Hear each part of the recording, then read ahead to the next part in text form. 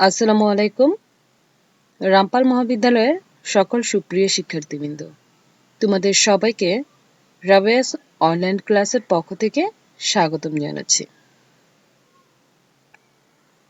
আমি আছি তোমাদের সাথে রাবেয়া খাতুন, প্রভাষক, ইসলামের ইতিহাস ও সংস্কৃতি বিভাগ, রামপাল মহাবিদ্যালয় থেকে।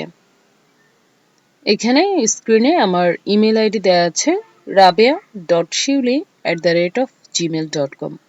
তাছাড়া তোমরা যদি আমার সবগুলো ক্লাস একসাথে পেতে চাও, তাহলে তোমরা রাবেয়াস অনলাইন ক্লাস যে ইউটিউব পেজটা আছে বা ইউটিউব চ্যানেলটি আছে, সেটি তোমরা সাবস্ক্রাইব করে রাখতে পারো।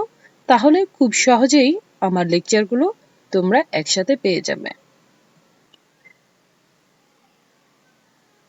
আমার আজকের এই লেকচারটি আমি যাদের জন্য তৈরি করেছি, তারা হলো আমাদের রামপাল মহাবিদ্যালয়ের ডিগ্রি প্রথম বর্ষের ছাত্রছাত্রী। আমি আজ তোমাদের পড়াবো ইসলামের ইতিহাস ও সংস্কৃতি বিষয়ের প্রথম পত্র, অর্থাৎ প্রথম পত্রের একটি গুরুত্বপূর্ণ টপিক নিয়ে আজকে আমি আলোচনা করব। তাহলে চলো আমরা আমাদের মূল আলোচনায় প্রবেশ করি। আমাদের আজকের আলোচনার বিষয় হলো বদরের যুদ্ধ, অর্থাৎ বদরের যুদ্ধের বাকি অংশ।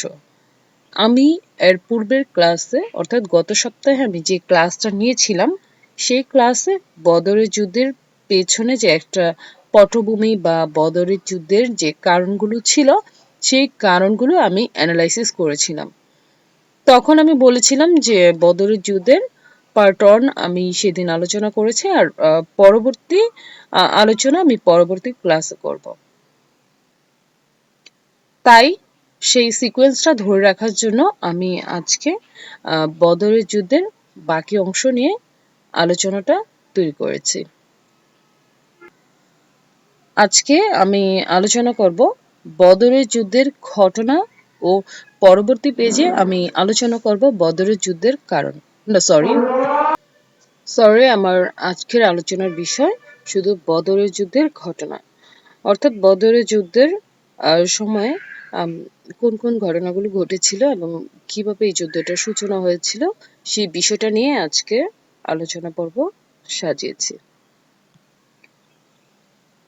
আমি গত ক্লাসে আলোচনা করেছিলাম যে নাখলার যে খণ্ডকালীন যুদ্ধটা হয়েছিল, সেটার মাধ্যমেই কিন্তু তোমার বদরের যে যুদ্ধ, সেই যুদ্ধটা অনিবার্য হয়ে পড়েছিল। নাখলার খণ্ডযুদ্ধটা কি ছিল? তোমার কুরাইশদের সাথে মদিনা প্রবাসী মুসলমানদের প্রথম যে সংঘর্ষটা ছিল বা প্রথম যে সংঘর্ষটা হয়েছিল, সেটাই ছিল নাখলার যুদ্ধ, অর্থাৎ নাখলা নামক স্থানে সেই যুদ্ধটা হয়েছিল। কুরাইশদের ধ্বংসাত্মক কার্যাবলী থেকে মদিনা রাষ্ট্রকে রক্ষার উদ্দেশ্যে হযরত মুহাম্মদ সাল্লাল্লাহু আলাইহি ওয়াসাল্লাম আব্দুল্লাহ ইবনে জাহাসের নেতৃত্বে 12 সদস্যের একটি গোয়েন্দা দল মক্কার উপকণ্ঠে প্রেরণ করেছিলেন। কিন্তু আব্দুল্লাহ ভুলক্রমে মক্কাগামী কুরাইশদের একটি কাফেলাকে নাখলা নামক স্থানে আক্রমণ করে বসেছিল। এই যে ভুলক্রমে মক্কাবাসী বা মক্কাগামী কুরাইশদের উপর যে বা মক্কাগামী কুরাইশদের যে কাফেলা ছিল, সেই কাফেলার উপর যে আক্রমণটা করা হলো, সেটার ফলে কিন্তু তোমার একটা যুদ্ধের সূচনা হয়েছিল। হ্যাঁ, এই যুদ্ধে কুরাইশ নেতা আমর বিন হাজরামি নিহত হয়েছিলেন এবং অপর 2 ব্যক্তি কিন্তু বন্দী হয়েছিলেন। তো এসএম ইমামউদ্দিন নামক একজন ঐতিহাসিক আছেন, তিনি বলেছিলেন যে আব্দুল্লাহ আল হাজরামির পুত্রের, অর্থাৎ তার নাম ছিল আমর, এই আমরের মৃত্যু মক্কাবাসীদের মধ্যে একটা উত্তেজনা সৃষ্টি করেছিল এবং এটি বদরের যুদ্ধের প্রত্যক্ষ কারণ হিসেবে আবির্ভূত হয়েছিল।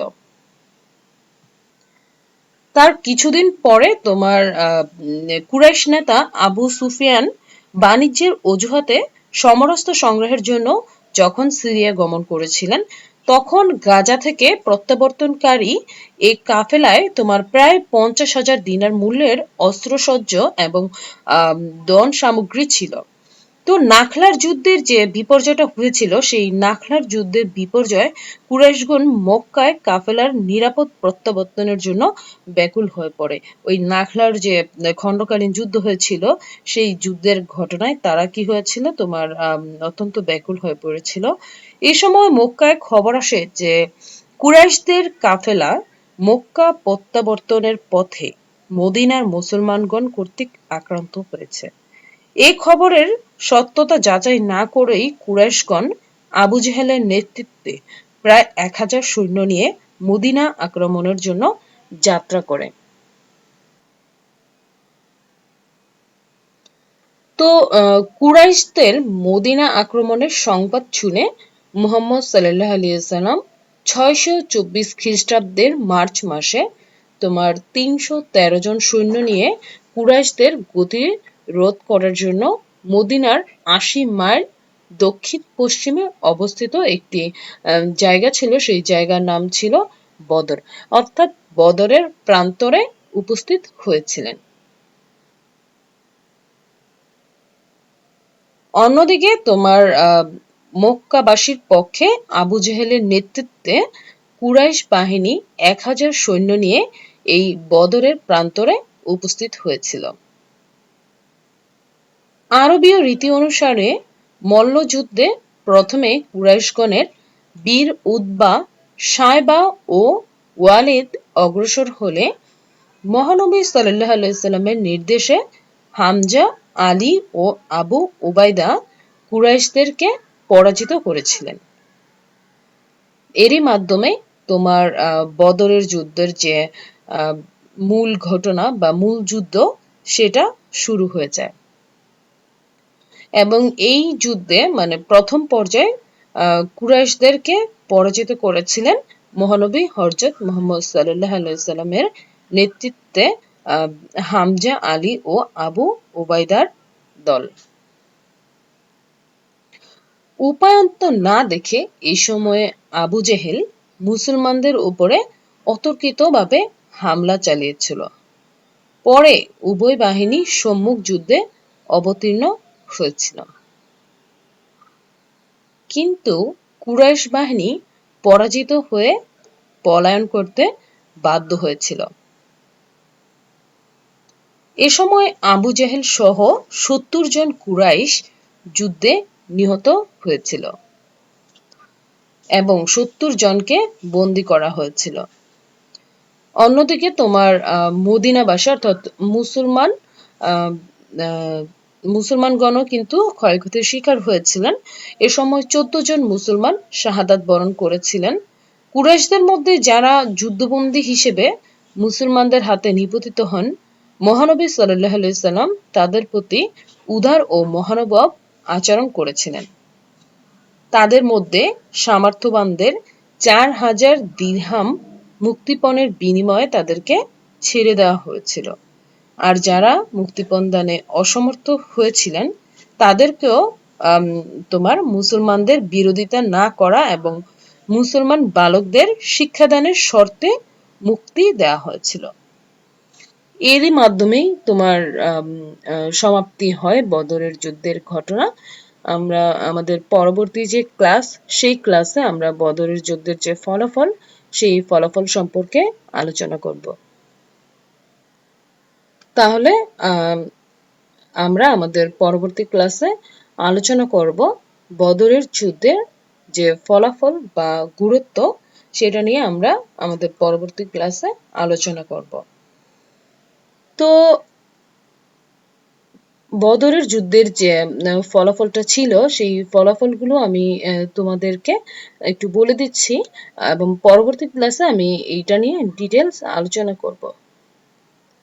দেখো, বদরের যুদ্ধের যে ফলাফলটা, সেটা হলো যে এটা একটা মীমাংসাত্মক যুদ্ধ ছিল। তারপর প্রথম মুসলমানদের একটা সামরিক বিজয় ছিল। 3 নম্বর যে পয়েন্টটা, সেটা হলো যে এই যুদ্ধে মুসলমানদের আত্মবিশ্বাস অনেক বৃদ্ধি পেয়েছিল। 4 নম্বর, ইসলামের মর্যাদা বৃদ্ধি পেয়েছিল এবং ইসলামের প্রসারতা লাভ করেছিল। 5, এখানে এই যুদ্ধের মাধ্যমে কুরাইশদের দম্ভ ভঙ্গ হয়েছিল। 6, মুহাম্মদ সাল্লাল্লাহু আলাইহি সাল্লামের পার্থিব ক্ষমতার ভিত্তি স্থাপন হয়েছিল।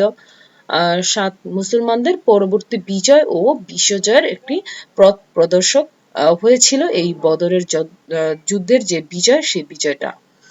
তারপর তোমার ইহুদি এবং খ্রিস্টানদের যে মনোবলটা ছিল, সেই মনোবলটা কিন্তু ভাঙনের সৃষ্টি হয়েছিল তোমার এই বদর যুদ্ধে বা বদরের যুদ্ধে মুসলমানদের বিজয়ের মাধ্যমে। আমরা আমাদের পরবর্তী ক্লাসে এই বদরের যুদ্ধের যে ফলাফল বা গুরুত্বটা ছিল, এই পয়েন্টগুলো আমরা বিস্তারিত আলোচনা করব। ততদিন তোমরা সবাই সুস্থ ও নিরাপদে থাকো, এই প্রত্যাশায় আজকের ক্লাস থেকে আমি বিদায় নিচ্ছি। সবাইকে অসংখ্য অসংখ্য ধন্যবাদ। আল্লাহ হাফিজ।